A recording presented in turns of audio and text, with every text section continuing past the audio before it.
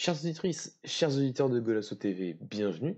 Bienvenue pour ce quatrième épisode de notre série qu'on a commencé il y a 3 semaines déjà avec le Sporting sur cette série de Golasso Scout avec cet élan générationnel et différents centres de formation au Portugal.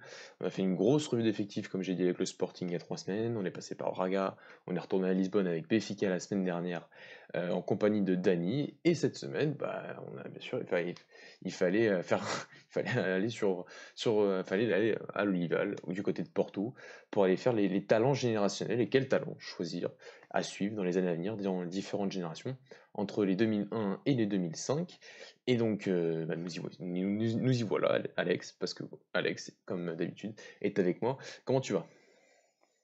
Bonsoir à tous, bonsoir Mathieu, ça va très bien. On espère qu'on sera complet sur ce centre d'information qui, autant on a peut-être galéré surtout sur les deux clubs de Lisbonne, autant sur celui-ci, malheureusement pour le foot portugais, il n'y a pas vraiment eu comment dire de gros choix à faire, quoi, en quelque sorte.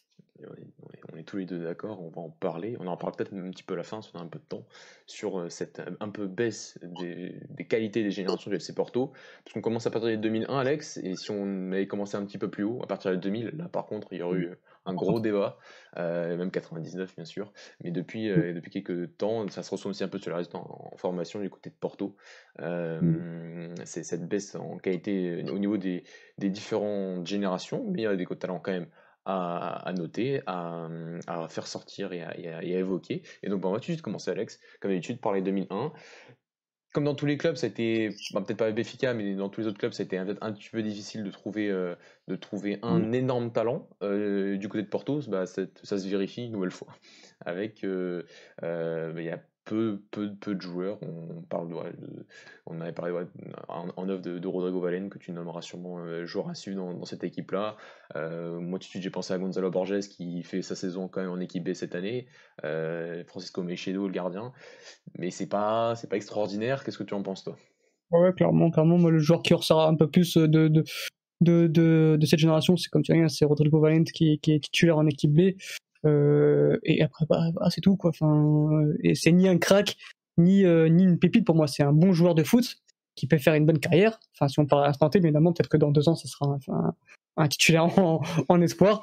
Mais là, pour l'instant, oui, c'est vraiment une très mauvaise génération, du moins à Porto, parce que moi, il y a que vraiment lui qui ressort de cette génération-là. Après, oui, t'as le gardien Francisco Meiredo et bien sûr Gonzalo Borges, mais pour moi, il y a aucun des trois qui sont vraiment des cracks, ni même des grosses pépites. Donc des joueurs très bons, mais qui ne seront pas pour moi des futurs top players dans les années à suivre. Gonzalo Borges qui, je crois, est à 27 matchs cette année du côté de Porto, du côté du Ouais, Porto B. L'équipe de Porto B non plus n'est pas. Enfin, parce qu'au final, c'est la seule équipe de Porto en termes de formation, si on peut dire ça comme ça. Dans tous les clubs au Portugal, l'équipe B est encore considérée comme une équipe de formation, même si l'équipe B de Porto joue dans un championnat professionnel qui est la D2. Mais ils n'ont pas d'équipe U23, et ça les a lourdement pénalisés, je pense, pour faire développer quand même d'autres générations dont on parlera un petit peu après, Alex. Mais c'est vrai que, bon, il y a quelques 2001 qui ont apparu. Quand il fallait un peu, comment dire, monter certains joueurs, c'était pas les 2001, c'était 2002, c'était Fabio Silva et Thomas Cesseres pendant longtemps. C'était un peu dû à cette qualité qui manquait un peu à tous les postes. Voilà, comme tu as dit, je suis tout à fait d'accord avec toi, ces trois-là. Meiredo, le gardien, a toujours été un bon gardien en formation, mais tu sentais pas plus, on pouvait rapidement le comparer à Diogo Costa qui est arrivé juste avant, et direct, on sent pas la même chose.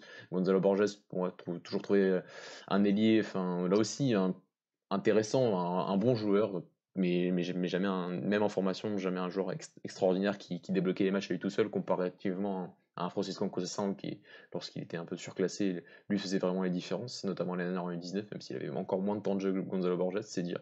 Et Rodrigo Valente, je suis d'accord avec toi, c'est peut-être le plus intéressant de ces trois-là, des trois qu'on avait notés.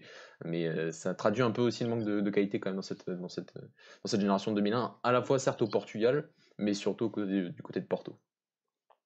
Clairement, je suis entièrement d'accord avec toi. Et bien Alex, passons tout de suite, on va pas faire long, comme on l'a dit, on va passer sur une génération qui sera peut-être la plus intéressante du côté de Porto, et on va avoir un débat, parce qu'il y en a un qui n'est peut-être pas au club actuellement, mais il appartient toujours au FC de Porto, et donc ça compte dans notre débat. Donc bien sûr c'est les 2002. On a déjà fait un podcast sur le fils de Sergio Conceição, Francisco Conceição, il y a quelques semaines, vous pouvez le retrouver bien évidemment. Donc on va pas s'étaler là-dessus, mais on va peut-être en profiter pour faire ce débat. En 2002, il y a des bons joueurs, bien évidemment, dont un autre qu'on a un peu considéré comme un crack générationnel au poste d'arrière droite, Thomas Esteves, qui appartient toujours à Porto, prêté à Reading, qui n'est pas totalement titulaire en Angleterre, mais qui fait son année tranquillement. Bon, quand tu as Nanou, ça peut difficilement se comprendre de l'avoir prêté, pas vous cacher, malgré sa passessive sur Taremi hier. Mais Alex, je vais te donner la parole. À mon avis, dans la discussion, il n'y a que ces deux-là, puisque Fabio Silva est parti. Qui pour toi est le crack générationnel de cette génération de 2002, Thomas Esteves ou Chico Conceição? Alors pour moi, ça sera Francisco Conceição parce que ce qu'il a fait, encore une fois, ce qu'il fait en équipe A, alors qui vient toujours d'arriver, s'imposer, oui et non, parce que oui, il est pas titulaire, mais il joue de plus en plus. Enfin, il joue de plus en plus. Il a du temps de jeu en équipe A. Je reste persuadé que s'il serait autre entraîneur que son père, il aurait déjà eu beaucoup plus de temps de jeu, voire même des matchs en tant que titulaire. Ce n'est pas le cas, mais vraiment, encore une fois, je le dis, rentrer dans cette équipe-là quand c'est ça, un entraîneur, encore plus quand c'est son fils. Quand t'es son fils, on sait qu'il ferait aucun cadeau. Pour moi, voilà, c'est vraiment le crack de cette génération. Il est tout simplement trop fort. On a fait un podcast sur lui. Je vais pas revenir sur ses qualités. Si vous voulez en savoir plus, je vous conseille du coup d'écouter le podcast. Mais voilà, pour moi, c'est vraiment le joueur de cette génération. Thomas Tevez, bien sûr, est aussi un crack aussi. Donc il peut y avoir débat et je comprendrais tout à fait qu'il y en a qui trouvent que ce soit Thomas Tevez, qui même s'il fait pas une grosse saison à Reading, surtout depuis quelques mois où il est plus du titulaire et même il joue plus du tout, ça reste un excellent joueur et j'espère vraiment qu'il va revenir du côté du FC Porto. Mais c'est en tout cas les deux plus gros talents de la génération 2002 à Porto. Actuellement à Porto. Actuellement. Parce que sinon, peut-être qu'il y en a un. Je sais pas, hein, et si Fabio Silva était encore un joueur du FC Porto, t'aurais mis qui? Ah oui, bien sûr. Ouais. Oui, bien sûr, ça aurait été encore un autre débat. Ça aurait été encore un débat. Et là, c'est vrai que. Voilà, mais c'est aussi une bonne, un bon indicateur, parce qu'au final, Chico Conceição montre qu'il est très fort et qu'il peut être maintenant dans cette balance, alors que Fabio Silva et Thomas Esteves, par exemple, ont tout le temps été surclassés et ont démontré aussi tout leur talent incroyable, mais ont toujours été surclassés. Et au final, le talent dépend.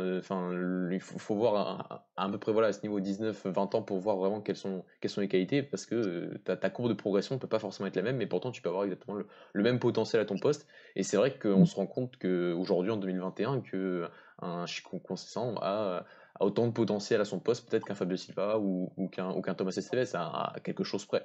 Donc c'est aussi on a souvent parlé sur les derniers podcasts qu'on a fait parce qu'on parle voilà, de talents très jeunes et dont on n'a pas toujours l'occasion d'en parler dans nos émissions en direct. Donc là, ça nous permet de faire ce débat et de remarquer cela.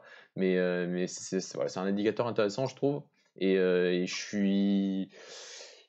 suis moins catégorique que toi sur le talent. Bon, on va pas passer 3 heures parce qu'on n'a pas de troisième personne pour trancher. Mais c'est vrai que Thomas Esteves reste un joueur du futur pour moi. Au poste d'arrière droit, c'est une expérience en Angleterre lui fera du bien parce que le Championship est un championnat que je trouve très intéressant pour les jeunes. Et il y en a beaucoup de jeunes qui se sont révélés ces dernières années et que même s'ils jouent pas, c'est vrai que ces derniers mois ils jouent beaucoup moins, mais en termes d'entraînement, de voir un nouveau contexte et tout, ça peut lui être très bénéfique en termes d'expérience et en termes de qualité. Bon, même l'année dernière, quand il n'avait pas de temps de jeu, on sentait que c'était un garçon qui était prêt très rapidement pour le haut niveau. Et ses qualités à la fois pour construire, pour aller à l'intérieur, pour déborder. Enfin, un arrière droit incroyable sont ses qualités brutes qui ont besoin d'être perfectionnées bien sûr, mais qui a tout pour être un arrière droit en termes de potentiel, un des meilleurs arrière droits au monde vraiment,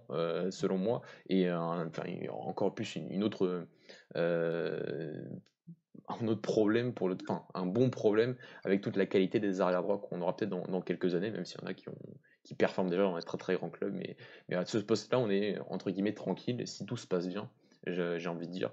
Donc je vais te suivre sur Chico Conceição et je mettrai dans la description quand même, mais ne pas oublier Thomas Esteves. comme on a fait avec Eduardo Quaresma sur les 2002 aussi, avec Nuno Mendes. Et voilà, parce que on a, dans toutes les équipes, à peu près, peut-être pas à Braga, ou peut-être que la 2003 était peut-être meilleure que la 2002, mais dans toutes les équipes, voilà, on a souvent évoquer cette génération de 2002 qui est extraordinaire dans tous les clubs, tous les grands centres de formation au Portugal et qui ce serait, espérons qu'on ne la gâche pas comme on est peut-être en train de le faire avec certaines générations un peu plus vieilles aujourd'hui. Alex, est-ce que tu as... Ouais, on peut sortir de nom, je pense. Ouais, voilà ce que j'ai demandé, d'autres noms. Il y a un autre fils d'eux aussi qui joue encore qui joue en équipe B du côté du FC Porto, qui a toujours été un bon joueur, je trouve. C'est Bernardo Folli, le fils d'Antonio Folli, actuel entraîneur de l'équipe B de Porto. Donc c'est l'équipe des fils d'eux. Qu'est-ce que tu en penses? Et bien sûr, si tu as d'autres noms à nous, à nous faire partager, si c'est le moment. Bien sûr, donc on parle bien de Bernardo Foglia qui reste ouais, un bon petit joueur, un bon milieu de terrain, il est grand à avoir joué, c'est un bon petit joueur, voilà, c'est à peu près le même équivalent pardon, que Rodrigo Valente, voilà, c'est à peu près le même type de joueur, c'est vraiment le milieu central, très élégant à avoir joué, assez longiligne, avec une très bonne frappe de balle. Voilà, c'est pas non plus une grosse pépite, mais ça reste un joueur de très bonne qualité. On peut citer aussi, j'ai qui d'autre en tête, j'ai pardon, Pedro Vira, mais qui n'a pas vraiment beaucoup joué avec la B, mais qui chez les jeunes a marqué énormément de buts. Ça reste un joueur un peu profil André Silva, c'est-à-dire très costaud devant, qui peut jouer en pivot. C'est vraiment un bon attaquant. Et je pense que l'année prochaine, il fera de plus en plus d'apparitions en équipe B. Il y a qui d'autre en équipe B, Mathieu? Il y a que je me rappelle de mes fiches. Ouais, c'est vraiment les deux joueurs en 2002 qui peuvent sortir du lot. C'est ouais, donc Pedro Vira et Bernardo Foglia pour moi. Si toi t'as quelqu'un d'autre, vas-y, peut-être Diego Abreu, mais moi j'ai un peu plus de mal. Peut-être Non, que toi tu seras un peu plus objectif. non, pas sur Diogo Apple, je suis un peu sur ta même ligne, sur ta ligne, sur ce garçon. Et c'est vrai que sur Pedro Vieira, c'est. Moi, parce que je me souviens de sa saison en 2002, parce qu'on a souvent parlé de sa saison 2018-2019 pour ses deuxièmes années 2002. Et lui avait fait une super saison, je crois qu'il avait marqué 25 ou 26 buts. Et l'année dernière, il passait derrière un certain Gonzalo Moreira. Qui depuis est parti à Famalicão, je crois ne joue même pas. Donc l'année dernière, il a au final peu joué avec les U19, en plus avec la saison arrêtée. Donc il a très peu de continuité comme beaucoup de joueurs, c'est vrai, mais lui, je crois que c'était pas forcément justifié par rapport à certains concurrents et certaines positions, donc un peu dommage, mais j'ai un attaquant que j'aime bien et qui était très performant, je trouve, dans les championnats de Ouais, formation, et notamment en U17, et Berlin Alpha, lui, comme tu l'as dit, c'est un joueur très très élégant, sympathique à suivre sur les terrains, et voilà, capitaine du FC Porto, légèrement dans quasi toutes les générations, donc un joueur avec un gros leadership aussi, donc un joueur aussi intéressant, qui fera peut-être aussi une carrière intéressante, mais à un degré moindre, on est d'accord par rapport à un Francisco Conceição ou un Thomas Esteves, là on est bien évidemment d'accord. D'ailleurs, Mathieu, quand je suis en train de revoir mes fiches, j'ai oublié qu'on a aussi obligé de citer Thiago Matos en 2001, qui a fait, je Oui, pense, aussi quelques bons matchs en équipe B en tant que numéro 6, alors que c'est un défenseur central qui peut jouer sur latéral, donc un peu un couteau suisse de cette équipe. Et c'est vrai on a oublié de le citer, mais je pense qu'on peut le citer dans ce type de joueur qui fera peut-être une bonne petite carrière en Liga NOS, mais sans plus, quoi. Mais ça reste un joueur qu'on devrait citer, je pense. t'as eu raison de le rappeler, c'est vrai que je l'avais oublié, mais t'as eu raison de le rappeler. Sur les 2002, je crois qu'on n'en a pas d'autres. On va passer au 2003, Alex, qui, si je reprends mes fiches, il y a des talents, il y en a des talents que j'aime bien. Après, est-ce qu'ils Ouais, feront une immense carrière, je sais pas, mais il y en a trois surtout que j'ai noté que j'aime beaucoup, qui vont peut-être un peu se départager. Il y en a un oui, il est quand même formé au FC Porto, même s'il est arrivé l'année dernière. Mais je vais te laisser commencer pour savoir qui est pour toi, donc, sur cette génération 2003, le meilleur joueur, en tout cas le talent à suivre du côté du FC Porto. alors toi, je pense que tu penses à Vasco Souza, mais moi, je dirais David Vignas. David Vignas, pour moi, c'était un peu mon coup de cœur dans ce poste de défenseur central. C'est vraiment le défenseur central que j'aime, complet, en fait. C'est-à-dire que, pareil, je trouve pas beaucoup de défauts à peine 18 ans. C'est un joueur qui va très vite, qui est très bon dans le duel au sol et aérien. C'est une très bonne qualité de passe et de relance.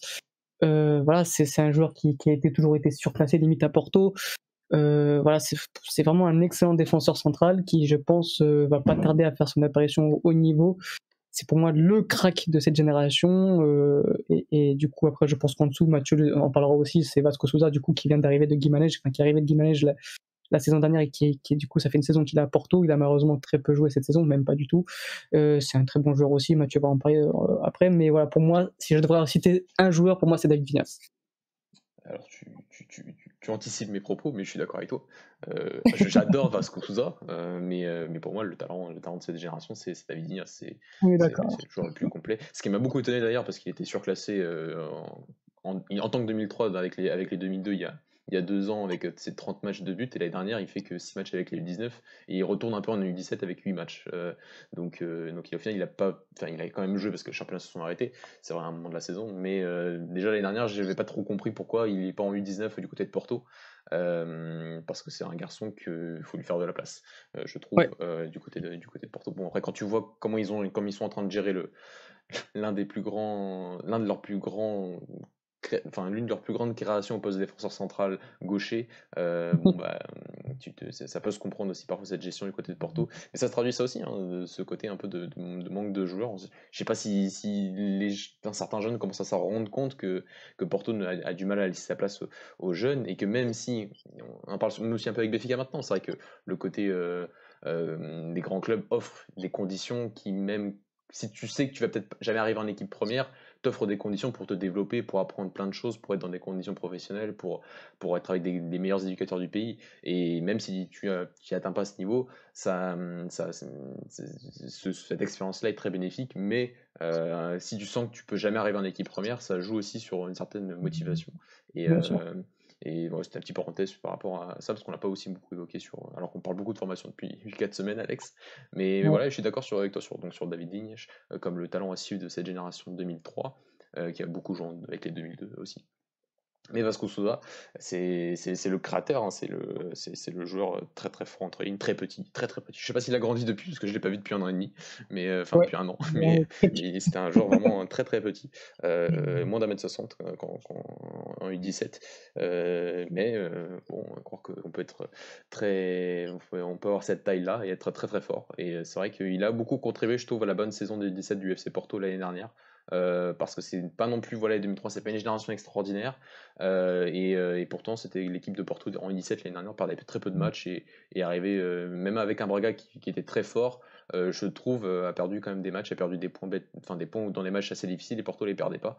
Et je trouve que c'est aussi par la qualité de certains joueurs, dont David Vignes, mais qui pour moi devait déjà plus être là, et surtout un Vasco Souza aussi au milieu de terrain, un peu même parfois plus haut, qui vraiment était, malgré sa taille et son physique, très très fort balle au pied, très très très fort techniquement, pardon, et qui a emmené cette équipe de U17 de Porto en première place de la deuxième phase, puisque la troisième phase n'a pas eu lieu. Voilà. Et maintenant, Alex, je voulais t'interroger sur un autre joueur, enfin, je sais pas si comment on peut dire ça, sur l'uso suédois, si on peut dire comme ça, Lucas Gomez, Ouais. un joueur que tu aimes beaucoup. Ou anglais, je crois, on peut rajouter anglais On aussi peut parce que je crois rajouter, qu'il a fait je aussi crois, ce mec. il a, Ouais. enfin, il a fait les sélections Brésilien, pardon, brésilien. Il a fait brésilien, portugais, suédois. Voilà, ouais. Il a fait les trois sélections, je crois. Il Ouais. a fait les 3 sélections. Brésilien, je savais pas, Ouais. mais tu vois, oui, suédois, j'étais certain.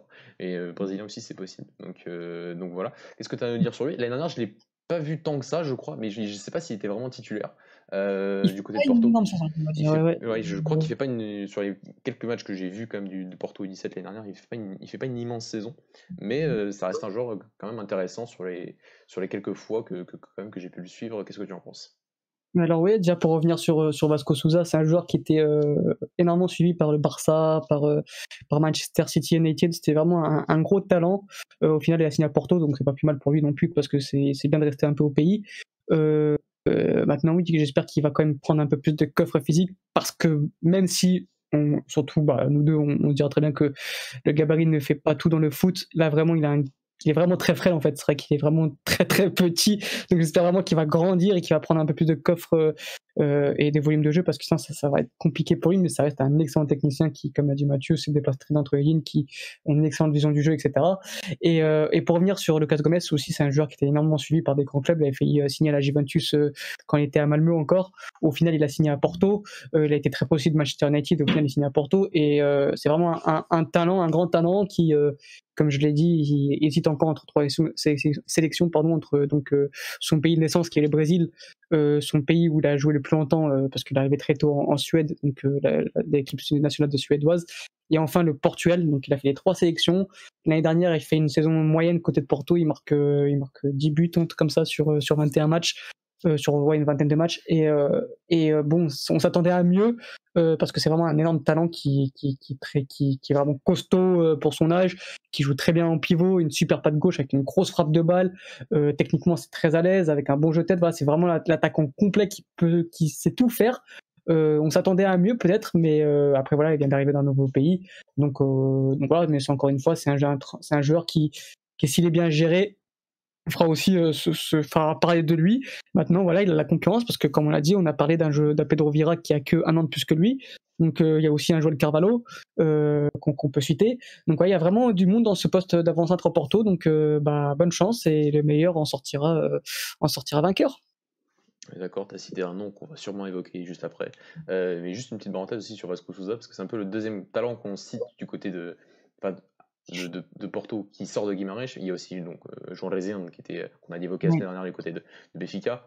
Et ouais, deux énormes talents presque. Enfin, pour Guimarães, vraiment vraiment des super talents qui sont partis tôt, parce que Guimarães avait cette difficulté, a eu longtemps cette difficulté à faire signer professionnel ce genre de joueur, parce qu'il y a souvent quand même des très bons joueurs qui sortent du côté de Guimarães, et ils ont réussi, et on en parlera peut-être la semaine prochaine sur Herculano Navian, qui par contre lui en 2004 a signé du côté de Guimarães Pro, et ça c'est une bonne nouvelle pour le club, qui en plus je crois a déjà marqué un U17 et tout, donc on en parlera peut-être la semaine prochaine. Et Alex, peut-être un autre talent en 2003, mais je crois qu'il n'y en a pas tant que, enfin, à citer, Non. je sais pas, mais je sais pas si tu en as quelqu'un d'autre à rajouter, sinon on passe au 2004. En 2003, Oui. allez, je sais qu'on n'aime pas trop tous les deux, mais on peut parler de Francisco Ribeiro quand même, qui reste quand même un bon petit joueur qui, malgré tout, c'est pas forcément. Enfin, ça dépend en fait. C'est vraiment un joueur très irrégulier. S'il peut être catastrophique, comme après être très bon, notamment contre Braga, Mathieu, chez eux, où je trouve qu'il fait un match vraiment de très bonne qualité. Ou quand vous gagnez 2-1 là-bas l'année dernière. Là. Donc voilà, je pense que c'est un bon petit joueur aussi. Il fera pas, c'est pas aussi fort que les 3 autres qu'on a cités, mais je pense qu'on peut le mettre dans cette petite liste de ni crack ni pépite, mais un bon petit joueur à suivre. Je sais pas si tu seras d'accord. Oui, oui, si tu veux. Oui, Si tu veux. oui. Si tu veux. C'est vrai que je comprends pourquoi tu l'aimes pas. Voilà, mais bon. En 2004, Alex, il y a un frère d'eux, il y a pas un fils d'eux, il y a un frère d'eux qui a joué l'année dernière dans les deux équipes, à la fois dans sa catégorie U16, donc avec le Padroians, mais qui a aussi joué en équipe U17 en fin de saison. Parce que généralement, un peu comme Braga, quand cette équipe-là en fait, ne peut plus monter, enfin ne passe pas les phases, les meilleurs de la génération d'avant, donc là c'était les 2004 l'année dernière, remontent et on les envoie avec les U17 pour former un effectif et que l'équipe ait plus de solutions pour la dernière phase, la troisième phase, qui malheureusement n'a pas eu lieu l'année dernière. Mais Braga et Porto font ça chez eux, alors que Benfica et le Sporting ne peuvent pas vraiment, enfin le font, mais leur équipe B dans ces catégories-là U17 jouent même pas dans les divisions nationales, mais dans les divisions régionales, et là c'est plus compliqué pour faire ce genre de choses. Petite parenthèse équipe. Et donc Alex 2004, qui est le joueur à suivre. Moi, honnêtement, j'en vois deux où on peut. Ouais, deux surtout pour cette place. Toi, qu'est-ce que tu en penses? Alors pour moi, si je dois en sortir un, c'est Gonzalo Esteves. Gonzalo Esteves vraiment qui, comme son frère, c'est vraiment. Je sais même pas s'il est pas meilleur que son frère. C'est parce qu'il est vraiment complet. Il peut jouer à l'intérieur, il peut déborder, il est puissant, il est rapide, il est physique, il est technique. C'est vraiment un gros joueur. Voilà, c'est vraiment pour moi le crack de cette génération. Donc voilà, c'est un joueur qui, pareil, s'il n'y a pas de blessure, si cette pandémie s'il peut reprendre le foot assez rapidement, j'espère qu'il va pas perdre beaucoup de niveau, mais bon, en 1 an, je pense que c'est assez rattrapable. C'est vraiment un super joueur. Si vous aimez Thomas Esteves, son frère, vous allez sûrement aimer Gonzalo Esteves parce qu'il est vraiment impressionnant pour moi. Après, il y a d'autres joueurs. Hein. C'est vrai que c'est une très belle génération côté Porto. C'est un joueur que j'adore vraiment, c'est Gabriel Bras. Pareil, le type de défenseur central complet, très à l'aise techniquement. Tu as Marco Cruz qui peut jouer partout, arrière gauche, milieu central. Voilà, c'est vraiment une excellente génération, Mathieu, qui je pense peut faire pas mal de choses à Porto si elle est bien utilisée. Encore une fois, malheureusement, ça ne dépend pas de nous.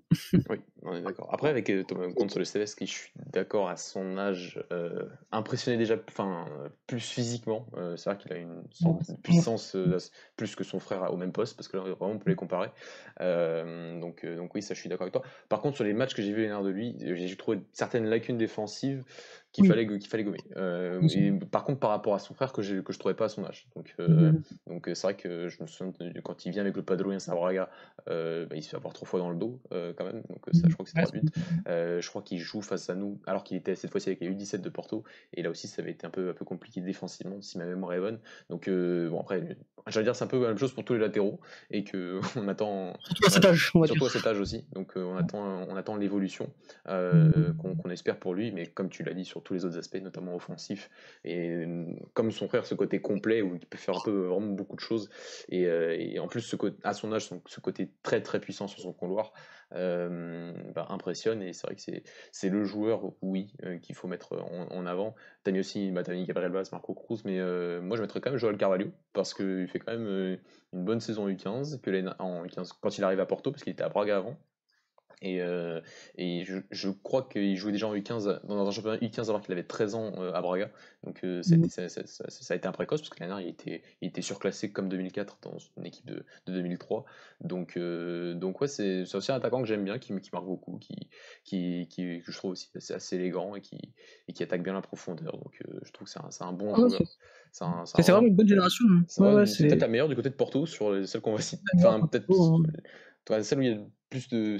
Voilà, il y a du monde un peu partout, et c'est intéressant. Et Gabriel Vaz, comme tu as dit, c'est un joueur aussi, un défenseur très, très, très intéressant, très, très complet. Donc, ouais, on peut nommer peut-être cette génération comme la plus intéressante de Porto. Mais encore, t'as du Francisco Guedes, Georges Meireles. Attends, Meireles, c'est peut-être un 2003. Ça, j'ai un doute, faudrait vérifier. Faut que j'affirme, je crois que c'est un 2003. Mais continue. Attends, je vérifie, ouais, donc je vérifie en même temps.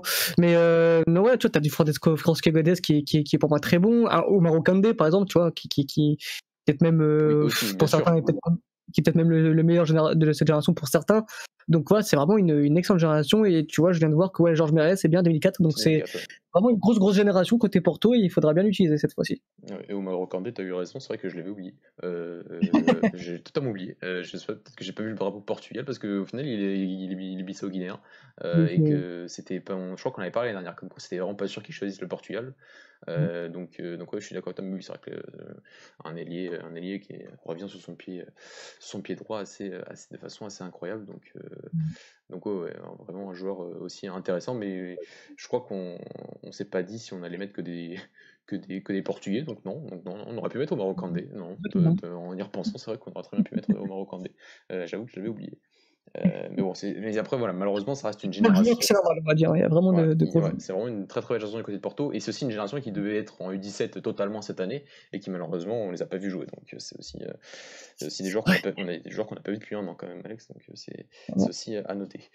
Donc voilà, sur cette très belle génération de 2004, j'avoue que à partir de là je peux pas aller plus loin. Donc je vais te laisser la parole sur les 2005, et s'il y a un joueur qui t'a marqué sur les différents matchs, sur les 2005 ont fait le tournoi Lopes da Silva, il me semble, donc oui, mais c'est même le dernier tournoi Lopes da Silva, c'est avec 2005. Donc toi, est-ce que tu as un 2005 à suivre pour les années à venir, dans U17 déjà à partir de l'année prochaine? Alors moi, il y a un joueur que j'aime beaucoup, mais avant ça, je vais revenir, on a oublié de citer le frère de João Virginia, Pedro Virginia, qui est en 2004. Oui, c'était par contre j'avais noté, mais qui est arrivé cette année, donc on l'a pas du tout vu jouer. Pas du tout vu jouer, mais qui est un excellent gardien, mais voilà, comme t'as dit Mathieu, on l'a pas vu jouer, donc malheureusement, on peut pas voir ce que ça donne au Portugal. Mais alors, pour revenir sur 2005, mon vrai coup de cœur de cette génération, c'est bien André Oliveira. C'est un milieu de terrain assez grand déjà pour son âge, mais c'est vraiment voilà, un milieu central qui peut jouer 6 devant la défense, qui peut jouer un peu plus haut le 8. Un régal technique, il sait tout faire avec le ballon, sous pression c'est très fort, une très bonne qualité de jeu long, une grande vision du jeu. Voilà, c'est avec João Veloso pour moi les deux meilleurs de cette génération 2005, avec Dario Esugo du coup qui a déjà fait parler de lui avec le Sporting. Mais c'est vraiment un super joueur que je recommande à poursuivre. Ensuite, pareil, génération 2005 qui est très forte côté Porto. Je peux citer Afonso Leite, qui est un ailier percutant, qui rentre très souvent sur son pied droit, et qui a une énorme frappe de balle. Vraiment, je crois qu'il doit tirer au moins 6 fois par match. Et forcément, en U15, les gardiens ne sont pas hyper grands, donc ça finit souvent en lucarne. Voilà, t'as lui qui est très fort aussi. T'as un Sheriff Naga qui, si vous aimez Nuno Mendes, vous allez aimer ce type de joueur, parce que j'aime pas trop comparer, mais forcément là quand j'ai vu jouer, je me suis dit ouais, c'est le même en fait, c'est-à-dire très très puissant, très à l'aise techniquement, qui a des très bons appuis. Donc voilà, c'est une très bonne génération, encore une fois côté Porto, là, de génération 2005. Et ils ont fait en U15, la championnat est arrêté, mais j'ai pas leur classement sous les yeux. Je sais plus ce qu'ils ont fait. Je crois qu'ils étaient premiers, largement premiers devant Boavista. Même ça s'est tapé pendant longtemps la première place. Mais non, c'est aussi encore une très bonne génération côté Porto et j'ai hâte de pouvoir les retrouver l'année prochaine. Et tu parles des U15 de l'année dernière. Je parle des U15 l'année dernière. Je crois qu'ils se font premiers, mais ça se tape de très près avec Boavista, si je dis pas de bêtises, mais je me rappelle plus. Ça remonte à l'année dernière, donc. Ouais, il me semble que c'est Braga, mais là tu me mets un En doute. U15 En U15 déjà, la génération 2005, la nôtre Premier aussi. tour Attends, j'ai un doute. Faut vérifier. Premier Faut tour. vérifier. Ah, attends, mais premier tour, oui, mais il y a pas Braga au premier tour en U15. Il y a pas C'est au oui, deuxième tour. au Deuxième tour, deuxième tour. Porto finit devant Braga. Victoire chez eux.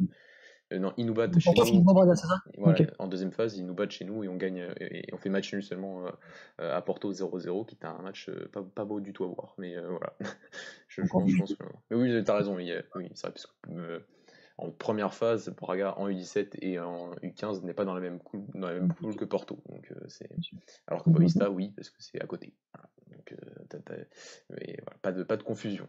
Alex, donc merci pour cette petite description des talents en U15. Et t'as choisi ton talent en U15 ou c'était. Ouais, tu peux mettre André Oliveira pour moi. Alors on mettra André Oliveira en description. Donc en 2001, pour rappel, Rodrigo Valente. En 2002, Francisco Conceição. 2003, en 2003 je remets David Vinch, bien sûr. 2004, Gonzalo Esteves, le frère de Thomas Esteves. Et en 2005, André Oliveira. Alex, merci beaucoup.